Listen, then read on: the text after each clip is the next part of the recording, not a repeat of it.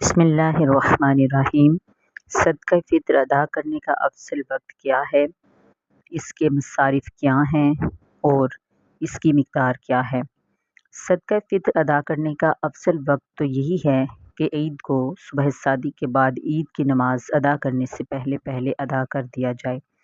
اگر چاند رات یا رمضان المبارک کے کسی بھی دن بلکہ رمضان شریف سے پہلے بھی اگر کسی نے ادا کر دیا تب بھی فطرہ ادا ہو گیا، اور ایسا کرنا بالکل جائز ہے۔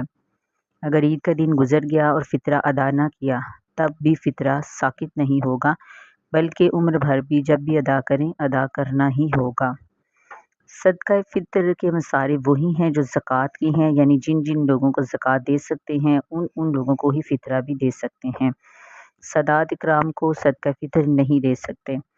صدقہ فطر کی مقدار گندم یا اس کے آٹے یا اس کی قیمت کے مطابق 2 کلو اور تقریباً 50 گرام وزن گندم یا اس کا آٹا، یہ ایک صدقہ فطر کی مقدار ہے۔ یعنی 2025 کے مطابق ایک شخص کا گندم کا صدقہ فطر، گندم کے مطابق صدقہ فطر 240 روپے ہے۔